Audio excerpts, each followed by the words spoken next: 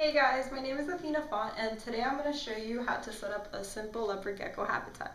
We just picked up this new little guy today, so it's a perfect opportunity to set up a tank. This is Hunter, by the way. Okay, so first off, this is what's called a half 10-gallon tank. It is the dimensions of a 10-gallon tank, but it's only half the height, which is fine for leopard geckos since they are a terrestrial species and they don't really need much room for climbing.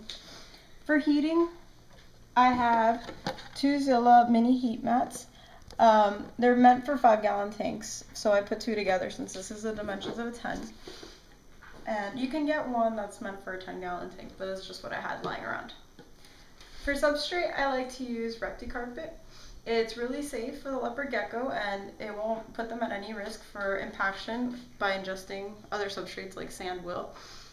And they comes in a variety of sizes, but most of the time you'll have to cut it a little bit to make it fit your tank properly. I've already cut this one, and it fits this tank really well. A really important thing for leopard geckos is a hide. This is a really great hide. It's called a gecko cave. It opens up like this, and I like to fill it up with substrates such as moss or sometimes eco-earth and moisten it up. That way, when they're shedding, it's really easy for them to get a humid hide that will make the skin come off easier. And I like to put it on the warm area because it creates a little sauna-like setting for them. So I'll put it right over the heating pads.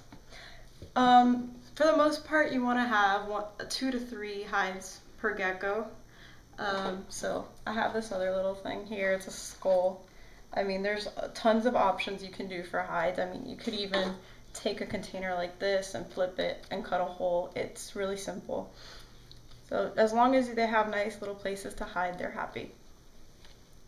Another important thing for geckos is calcium.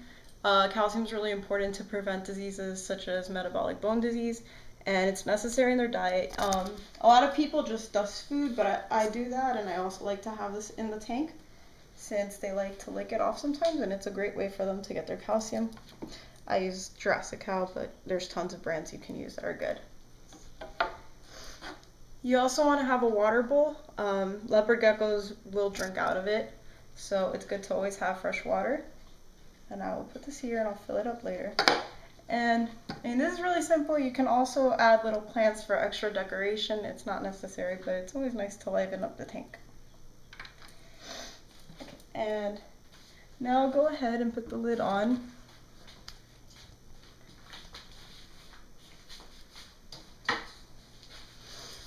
So here's the lid.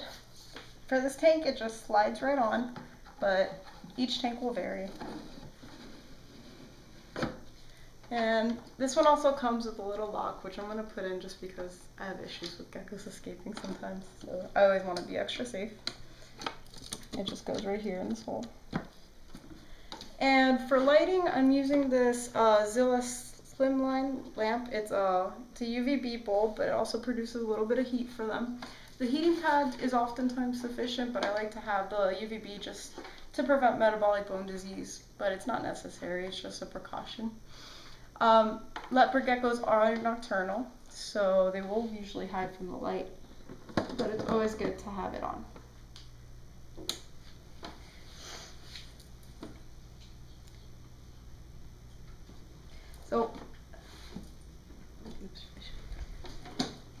So once you have everything set up, you can put your gecko in.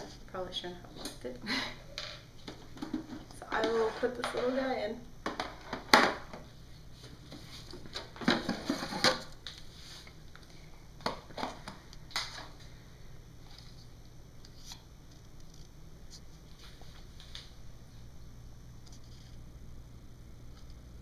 And there he is in his new home.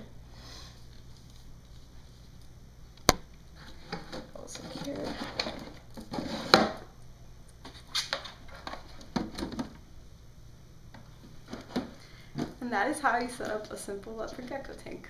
I hope you guys enjoyed the video.